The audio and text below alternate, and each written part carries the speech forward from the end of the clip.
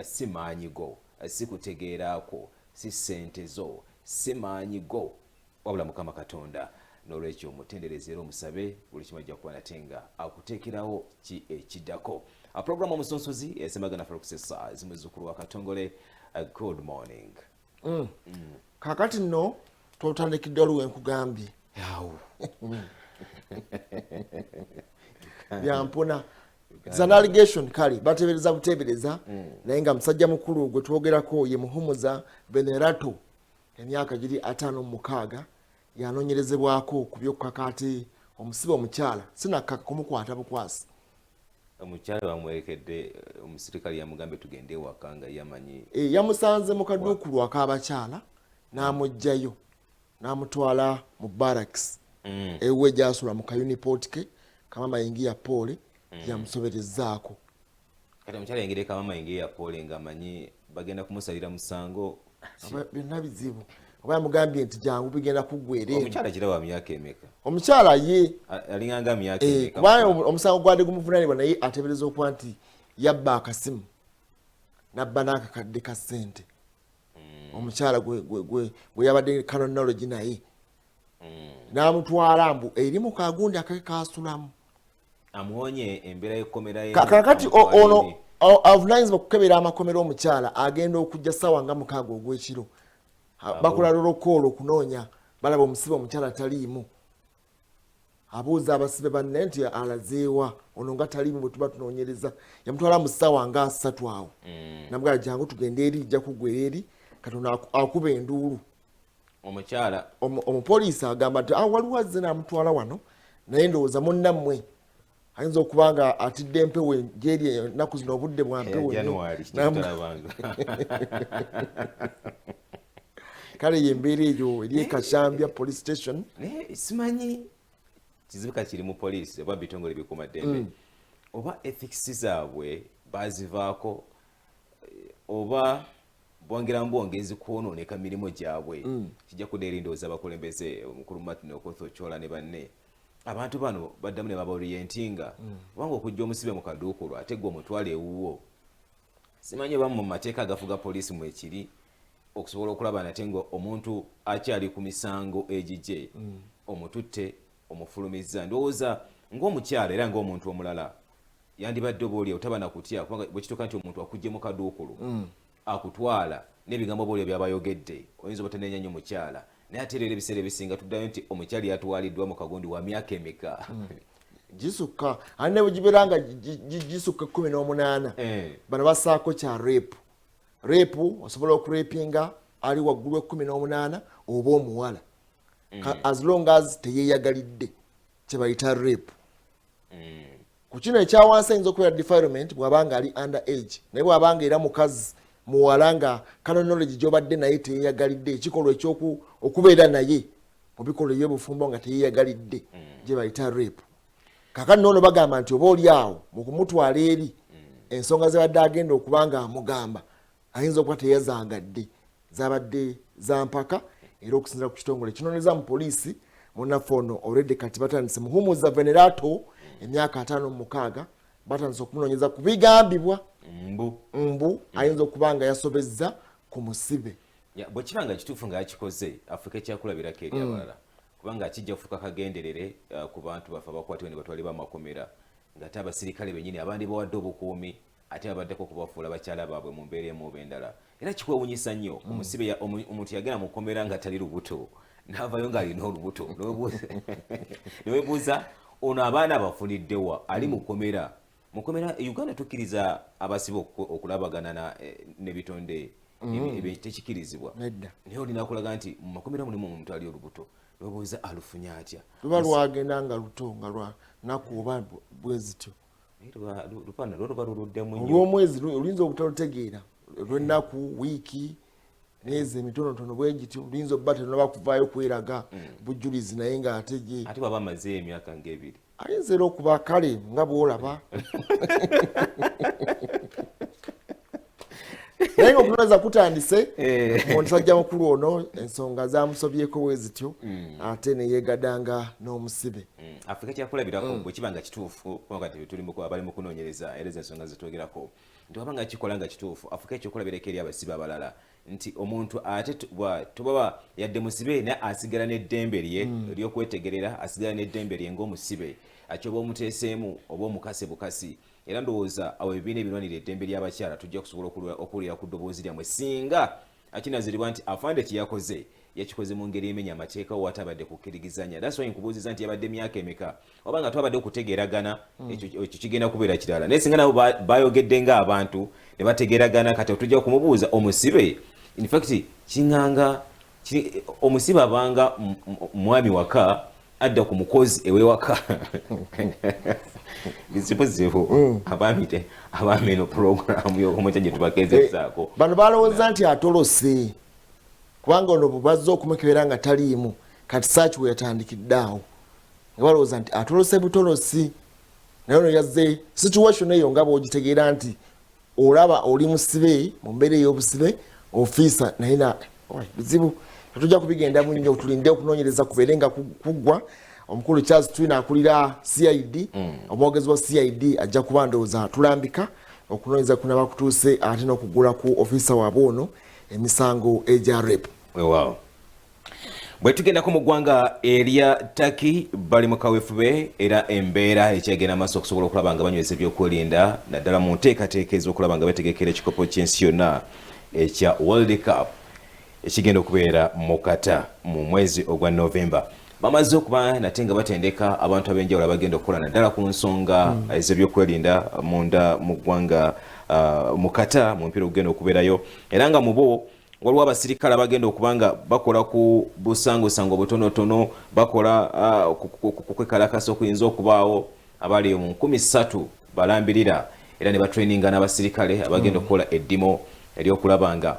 singa wabeerawo ekitategerekese bulungi nti kali kabomu kalaba katebereza okubeera ki abagenda okubeera n'embwa abali 10 kirambirira ate ne bafuna n'abasirikale abatendekeddwa obulungi mu nkola y'ekikugu nga bano bagenda kuyambako naddala ku nsonga ez'okutegulula bomo naddala nga betegekera empaka za World Cup. Bwe tugamba World Cup kitegeeza nti ensi n'ensi ebeetunuulidde ku kiki ekigenda mu maaso naddala bwe kituuka ku nsonga mboba mu kisaawe eky'ebyomupiira oba ekyebyemizannyo ng'ekyo kigenda kuyambako naddala mu kulaba nga empaka zitambula bulungi okusobola okulaba nga beetegekera omuzannyo gw'omupiira. Bwe tugenda mu ggwanga erya Amerika munnaffe omukulembeze gw'eggwanga erya Amerika aliko kati 46 Joe Biden awezezza omwaka mu office. Olunaku olwajja yayogeddeko eri abamawulire naga nti ennaku oba omwaka omulamba gwamaze mu office byakoze bingi nnyo yagamba toyinza mugerageranya ku banne abalala bamudidde mu bigere President owanamu 5 Donald Trump negwadde mu bigere owanamu 4 Barack Obama ebisanja 2 yaga nti ku mulundi guno oba ennaku omwaka omulamba gwamaze mu office agamba byakoze bingi yagamba kyasinze okubanga akola ennyo kwe kulwanyisa ekirwadde ekya COVID-19 kubanga yagenda okujja wakati mu kasatiro aka COVID agamba emyaka 20 ng'amagye ga America gali mu ggwanga erya Afghanistan era gavuddeyo mu kisanja kye kino era mu mwaka guno gwennyini gwaweza oba gwe yawezezza agamba ensonga za Russia ne Ukraine akyaziriko nnyo twagala okulaba ndowooza omukulu ono Joe Biden olunaku lwajjo byabadde agenda maaso okwogerako eri eggwanga nga ajaguza anniversary ye omwaka omulamba gwe yakamala mu office eno nga president w'eggwanga eryo owa 46 katuwulire ebigambo byagenze maaso okubanga ayogera ne byenyumirizaamu mwaka gwe ogwasookera eddala okubanga guwera. Good afternoon, everyone. Tomorrow will mark 1 year since I took office. It's been a year of challenges, but it's also been a year of enormous progress. We went from 2 million people being vaccinated at the moment I was sworn in to 210 million Americans being fully vaccinated today. We created 6 million new jobs, more jobs in 1 year than any time before. The unemployment rate dropped to 3.9%. Child poverty dropped by nearly 40%, the biggest drop ever in American history. New business applications grew by 30%, the biggest increase ever. And for the first time in a long time, this country's working people actually got a raise. Actually got a raise. People, the bottom 40% saw their income go up. The most of all those that got a raise. We cut health insurance premiums for millions of American families, and we just made surprise medical bills illegal in this country. You know those bills you get that you don't expect of $2,000 to $5,000 from the hospital beyond what you thought you were going to have to owe because of the consultation you weren't told was going to cost that much? No more. They're now illegal. Thanks to the American Rescue Plan and other actions we've taken, we've seen record job creation, record economic growth in the past year. Now, thanks to the bipartisan infrastructure bill, we're about to make a record investment in rebuilding America to take us to be the #1 best infrastructure in the world. Well, now we're way below that. We'll be creating better jobs for millions of people, modernizing our roads, our bridges, our highways, our ports, our airports, everything from making clean water, removing lead pipes, that every American can turn on a faucet and drink clean water. Urban and rural and suburban communities. It's going to make affordable high-speed internet available to every American in urban, rural, and suburban areas. We've never done that before. Now we are. We're in the process of getting that done. Still, for all this progress, I know there's a lot of frustration and fatigue in this country. And we know why. COVID-19, Omicron has now been challenging us in a way that it's the new enemy. But while it's cause for concern, it's not cause for panic. We've been doing everything we can, learning and adapting as fast as we can, and preparing for a future beyond the pandemic. All I know that after almost 2 years of physical, emotional, and psychological weight of this pandemic and the impact it's had on everyone, for many of us, it's been too much to bear. We're in a very different place now, though. We have the tools, vaccines, boosters, masks, tests, pills to save lives and keep businesses and schools open. 75% of adults are fully vaccinated. We've gone from 90 million adults with no shots in arms last summer and down to 35 million with no shots as of today. And we're adding about 9 million more vaccinations each week. We're going to stick with our vaccination efforts because vaccinations work. So get vaccinated, please, and get your booster. Look, we're also increasing testing. Should we have done more testing earlier? Yes, but we're doing more now. We've gone from 0 at-home tests a year ago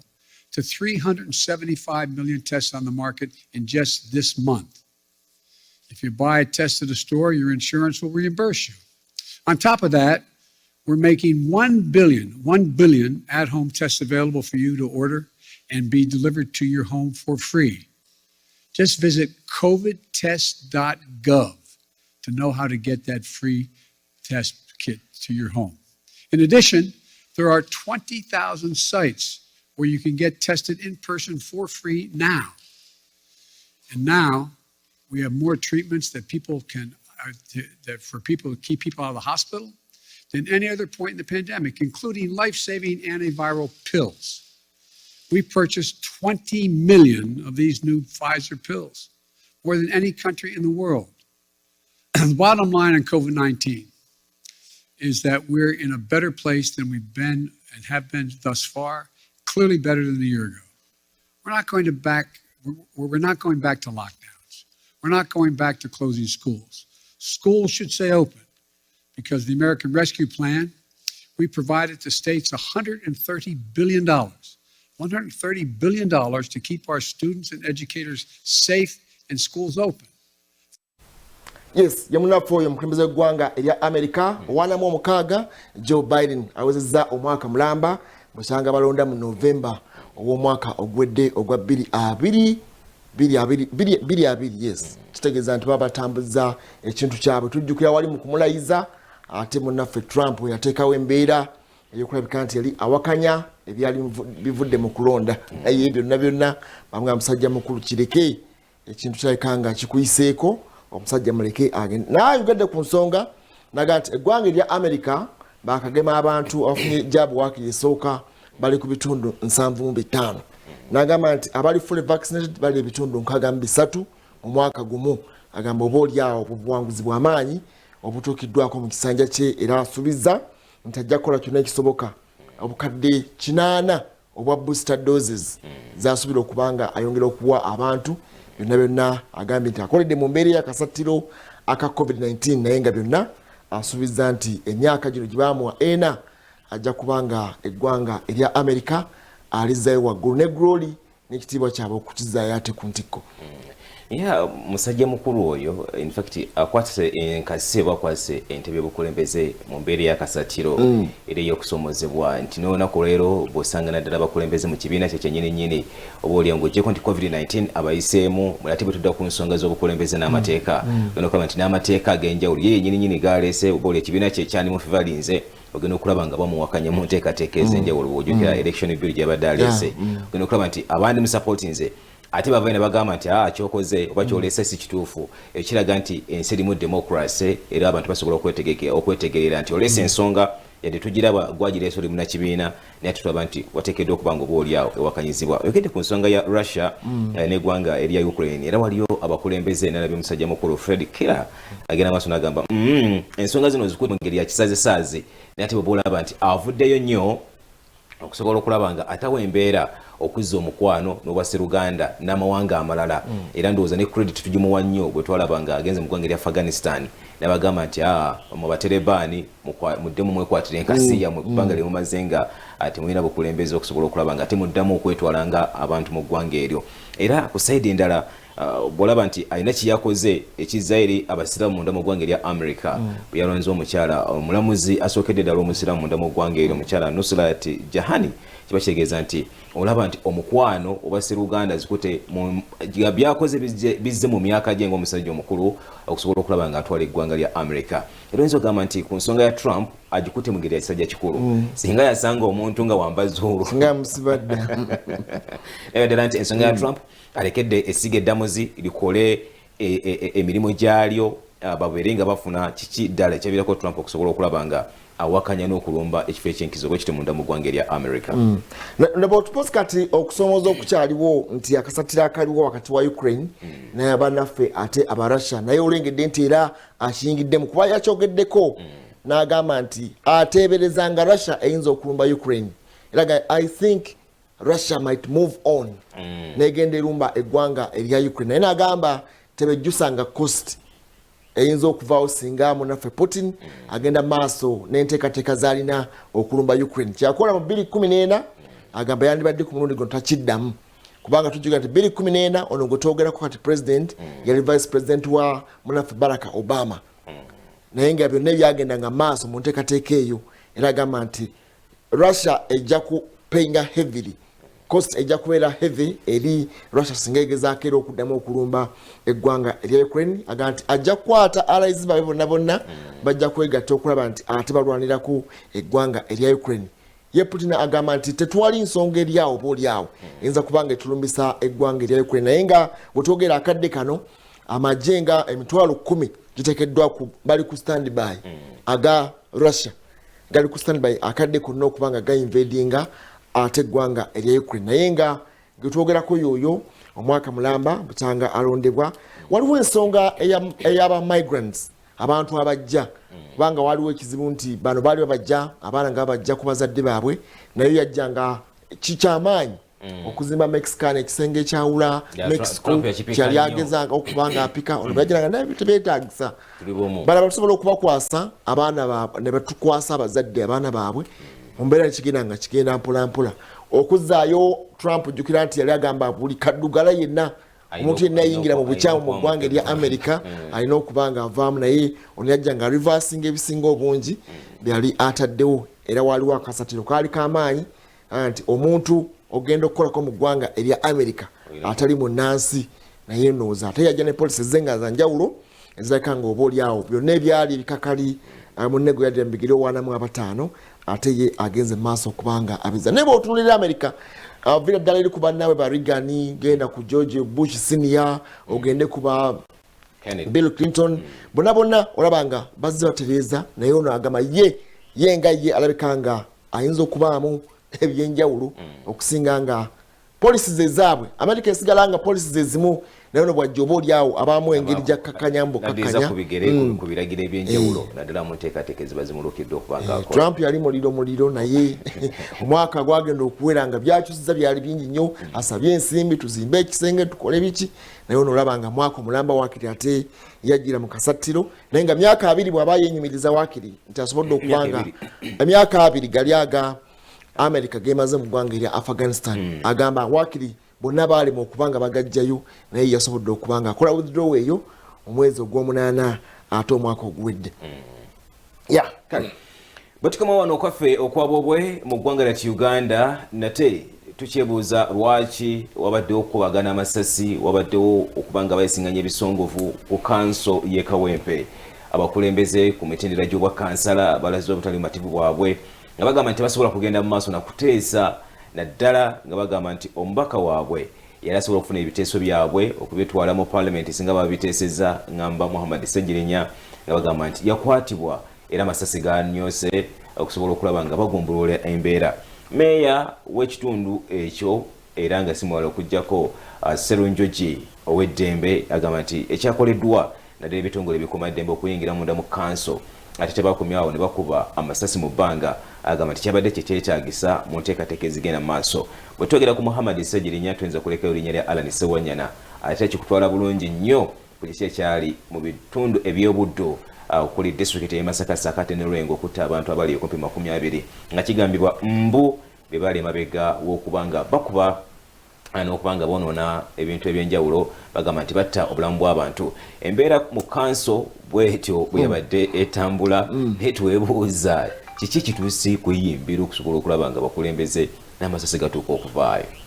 ndowooza kyali tekyetaagisa kutuuka awo oba oliawo bali abazze nga balina okwemulugunya kwabwe babadde basobola okubahandolinga mu ngeri eri civil mpoza ekifo kyabadde balimu oba oliawo kyo kya mukungu ayinza okuba omukungu wa gavumenti nga ye yalabye nga embeera eyinza okusukkaawo ne bateekawo okwonoona ebintu kati kwe kugezaako okubakakkanya naye nga ne bano mu mbeera yonna badde balina kujja bwe batyo okulaga obutali bumativu bwabwe kyenkyebuuza nti waliwo kye bayita cheap popularity nti ebiseera ebisinga abantu baagala okukola ebintu mu ndowooza yange okwagala okuba nga oba oliawo bakola ebintu byo kabandabe oba tuulikike ekyokuba nga balwanirira eddembe lya Ssegirinya kituufu oba kirungi naye kutuuka kweyo level n'amasasi gatuuka okuvuga kati singa gakubye omuntu oba oliawo ate lwandibadde lulimi lulala ndowooza basobola okutwala eddoboozi lyabwe nze kyemmanyi nti ate abakulembeze nga bo oba kyemmanyi ku mukulembeze waffe General Museveni tati ebyo kubanga bokyajjukira yakwatako ne ku Lord Mayor yazira okwaga emyaka ejawerako n'agamba nti ne bamwimpichi nga bakansala be bamugjamu obwesige ekyo kigaana eyegundi fact ensonga zikyali mu kooti era bakimanyi bamanyi n'engeri y'amateeka gye gatambula bandirese kubanga bataddewo akakiiko agenda okuddamu oba balamuzi abagenda okuddamu okuwulira omusango gwa Ssegirinya ne basooka ne bawulira ki ekivaayo thaani ekyo kubanga tuyijagenda okuwulira nti eyo kansera bikerese embazuulu banyige ku peesa wawulira ne president bwe yali ayogera era kukwata kw'ababaka abo yabagamba nti bwe mba mwagala musabe kooti yangu yebwanguya naye temuteekawo mbeera etiisatiisa abaka bwe beekandaga ne bafuluma parliament bwe yagenda mu maaso okugerako eri eggwanga yagambye nti temujja kulemesa misango kugenda mu maaso kati sirowooza nti bano mu kwekalakaasa kuno n'okusaawo embeera etali ya butebenkevu mu kitundu gyakiikirira kiyinza okubaako kikyusa baali badde nga batu bagitwala mu mateeka era oba oliawo kubanga oli bamukwatira mu mateeka ate okumenya etteeka ate n'oli yamenya tteeka ndowooza ebikyamu ebibiri tebikola kituufu kimu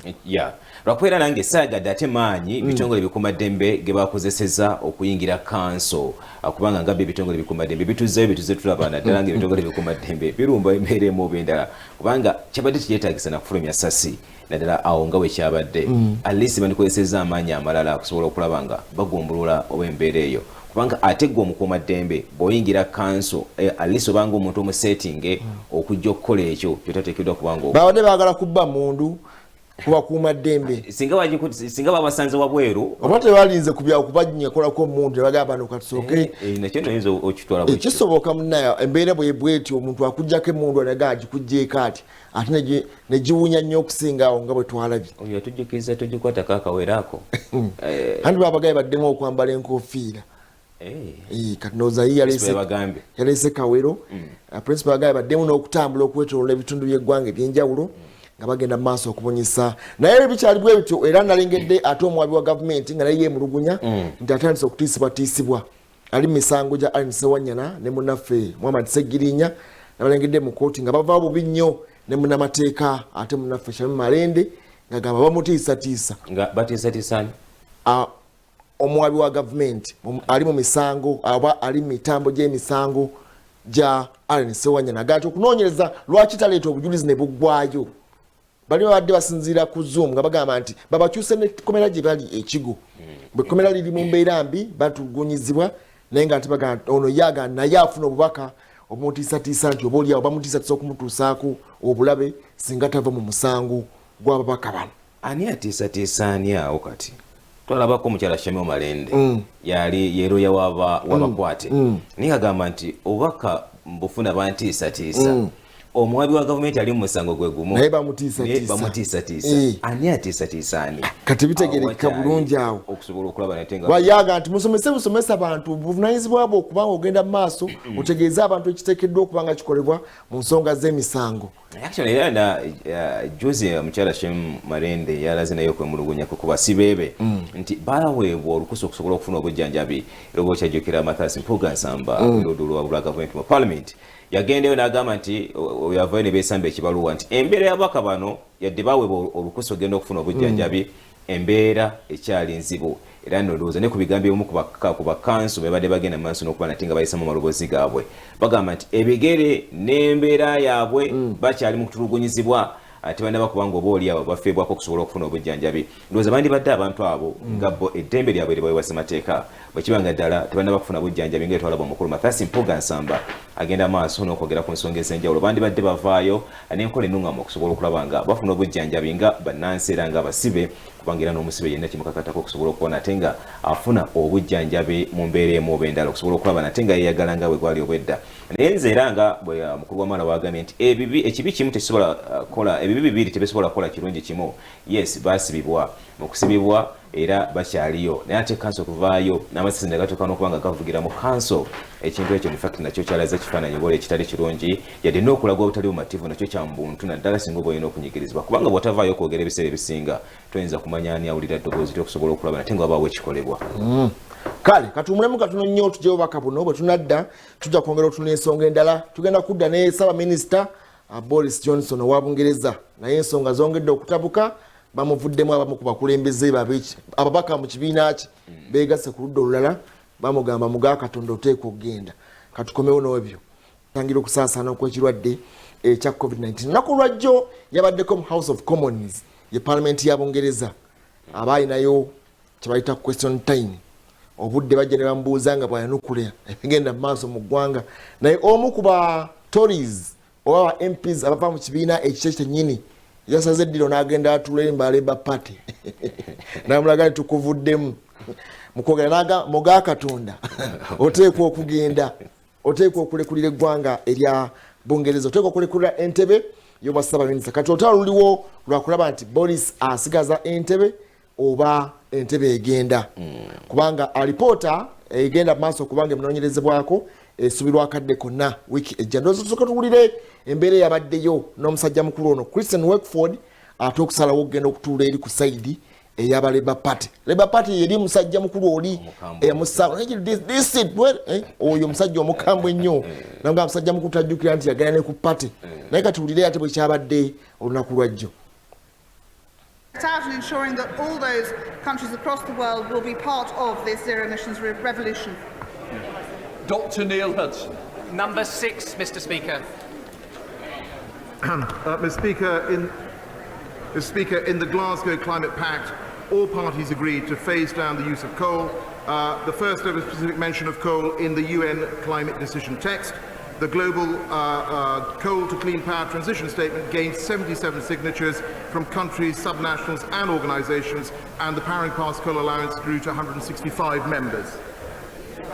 Dr. Neil Hudson. Thank you, Mr. Speaker. Can I congratulate the President on his achievements at COP26? I welcome that we are moving away from the use of coal, and that should include new exploration for coal, both thermal and metallurgical coal. With that in mind, does my right honourable friend agree that the UK can be a beacon to the rest of the world, and we can show a progressive environmental example by not going ahead with the proposed coal mine in West Cumbria? Mr. Speaker, as my honourable friend is aware, an independent inspector has overseen a public inquiry into the scheme. A report is now being prepared and recommendations for ministers to consider. He'll understand that it's not appropriate for me to comment at this stage. However, more generally, I would say that the UK has shown leadership on coal, not least through the significant reduction of coal use over the past decade to generate our electricity. Tim Farr. But the President would be entirely appropriate for him to comment on that and to intervene. It is a political decision to decide whether or not to go ahead with a new coal mine in Cumbria. Shouldn't he cancel it now? And shouldn't he instead invest in wind, hydro, marine and tidal energy that can be championed by Cumbrian businesses like Jilt and invest in green jobs rather than dirty old-fashioned ones? Mr. Speaker, I thought the honourable gentleman liked independent processes, which is what's running now. Question number one, Mr. Speaker. Mr. Speaker, I've just concluded constructive visits to Egypt and the UAE, respective holders of COP27 and COP28. I met with a range of government ministers and businesses, and we agreed that we will work closely to ensure the lasting impact of climate negotiations and other climate commitments made in Glasgow. Thank you, Mr. Speaker. Just days after the Glasgow COP. Yeah. Ensonga z'ababaka babadde bateesa ku bintu ebyenjawulo naye nga byonna speaker rather munaffe ssawa minisita yabadde alina okubanga ayanukula naye ng'ekyasinze okujja bonna mu mbeera kwe kulabika nti ate abali mu kibiina kya munaffe ekya CP batandise okwongera okusala eddiiro bagamba ssaaba minisita yeekwate ku bisubi ssaaba minisita akivaamu atya olunaku lwajjo bayisizza baggyeewo amateeka ag'enjawulo gagenda tandika ndowooza kulwokuna olujja aga England plan baita plan B oba measures B eza COVID-19 kati okwambala mask kuyinza okutabera kwa buwaze nnyo oba oli obanga oli mu indo enteekateeka ez'okufuna pass byonna agezaako okulabika nti oba azza emitima gy'abannansi naye kiri kyakola ekyokuba nti yagenda ku parties bupate bwali bungi nnyo bakali akabiri May waliwo akala akalunga 16 nga bakungubaga n'okulala bwaliwo makkati awo bonna obwagenda maaso kubanga bumenya ebiragiro ebyokutangira COVID-19 wakati ate muggalo ogwalugenda maaso gweratadde ku bannansi. In fact musajja mukulu ye waliwo embeera gy'olaba nga yakatubagiro ali mu kugezesebwa. In fact kinnamwagaddeko alina confidence ye nga ye akyalina obumalirivu yekkiririzaamu nti yadde yakikola ne akyalina potential okusobola okulaba nga atwala Bungereza maaso. Wambuuzizza nti oli ready okuresigninga naga no kiba kiga nti amaanyi obuvumu bwalina ku nteekateeka z'okulaba nate nga oba oli awo akulembera eggwanga eryo akyabulina era kinzizayo ku kiri nti democracy in fact amawanga agakula akyaliwo kubanga kuba mwaka kaseera nga bakuba parliament ku mwanga gw'okumulirwano nga bayise president bambuuza ebibuuzo bwe bityo onamubuuza kino onamubuuza kino onamubuuza kino oyinza okugamba nti kiyinza okuba nga owola tekitambula bulungi naye ndowooza ekyo kikulaga nti ng'omukulembeze oyadde oyina amateeka ge wayisa nga gwe kubanga akkiriza bagaana yakulemberamu enteekateeka ezibaga amateeka gano oba oli awo gakyagenda amaaso n'okuba nga gamunyiga ye nga ye yakkiriza nti nagamenya era bamulaga nti yadde amateeka ge wagakolera wagamenya olina okukuuma ekitiibwa kya Bungereza okusobola okulaba nga kisigalawo era ndowooza kati oba oli awo kisigalidde akakiiko akenkomeredde kati ketulinze kokakokka okusobola okuva n'eddoboozi nti kyewakola kikukkiriza okusigala mu ntebe oba kyewakola musajja mukulu vaayo ndowooza we tujja okulabira kiki kyeyakola oba ddala kyalimu ensa naye okusinziira ku bumimu ababaka be bagenda maaso n'okuba nga balambika nga beesigamako nga era ddala bajjayo ekya Queen beesigamye nnyo ku nsonga ya Queen ebiseera ebyalimu ebyakatubagiro ali mukungubaga apata zitadde walimu ku mabbali wabula nga gogenda maaso n'okuba nga oyenjera mu bupate obw'enjawulo ndowooza nakyo ogenda okulaba nga ye omukulembeze kimu kuba kubanga tuyogera ku kitiibwa kya Queen e Bungereza n'ensi yonna okutwaliza wamu kiba kitiibwa kya waggulu nnyo gwate in fact gwe owa wansi ku queen gwegene maso ngojaganya ate yengo mukuru ye atudde wakabwati abedana nti musajja mukuru bambi kiyinza obutamuyisa bulungi. Tukyalina ku bya Bungereza ate era mutabani wa Queen omulangira Andrew bintu byongera naye kumutabukira. Twakulaga wiiki ewedde nga jiddwako ebitiibwa byonna, ebitiibwa eby'amagye babimuggyako n'ebitiibwa ekyokuba nti His Royal Highness nakyo bakimuggyeko. Kakati bugenze ku kyolwaliro nga n'emikutu gya social media gyonna bamukwakuddeko. Bamugye ku Twitter, bamugye ku Instagram, bamugye ku Facebook, bamugamba nti ne Buckingham Palace olubiri lwa n'abakyala tulukyagala kumwesembereza. Baga byonna byagenda mu maaso kubanga akola n'emisango egiwulirwa ateekeddwa kugenda nga muntu wa bulijjo. Bw'okebera YouTube ye kati ekulaga blank bamusikambuddeko. Bw'okebera Twitter taliiko kubanga adde akozesa Duke of York. Ne bw'okebera kati Duke of York ng'ogenze ku Twitter tomusangako. Emisango girabikanga gyongeddo. Emisango teginaba kutandika kuwulirwa naye omukulu alabikanga atandise okusigala nga omuntu wa bulijjo. In fact waliwo kyendaba nti ekitiibwa ky'obwakabaka oba ekyobulangira bakikola okuba nate nga kikuumibwa. Gwe olaba babijjako ebyo omuntu ow'enkizo bw'atyo kati gwe Faruku weeyo singa baba bakutte era ekyo Queen ndowooza kiyakola kyalagirawo abantu nti olaba bakikola omwana w'omunju olwo ate gwe oweeyo mu nteekateeka y'okulaba nate ng'onyikiza amateeka n'ogamba nti oluli olulangira tetuteekeddwa kukola bwe lutyo oteekeddwa okuba kyakulabirako wabula si kubanga ofuuka kisekererwa kubanga gulya okuweebuuka na kuweebuula bantu. Ekyo ndowooza abakulembeze bw'obanga otudde bw'oti neweefumiitiriza bw'oba oyinamu okwebulirira mutima oba nawe osobola okutta ku bigere tolaba omwana w'omunju enda ya Queen gye bagyeko ebitiibwa ate gwe tabani wawokubiri gwe twogerako myaka nkaaga ndowooza nga mugumu awo naye gwe bagyeko ebitiibwa byonna byonna n'abakyala tanaba kubaako kyeyayogedde naye ndowooza era abayogedde eddoboozi liba liwulisikise bulungi abayogedde era yatowa order timunzirize ebitiibwa byonna byonna kati bw'aba alina emirimu emitongole gyalina okuba nga akiikira n'abakyala baagala nti bajja kufuna abalala bagende nga maaso okubanga bagabanya duties zino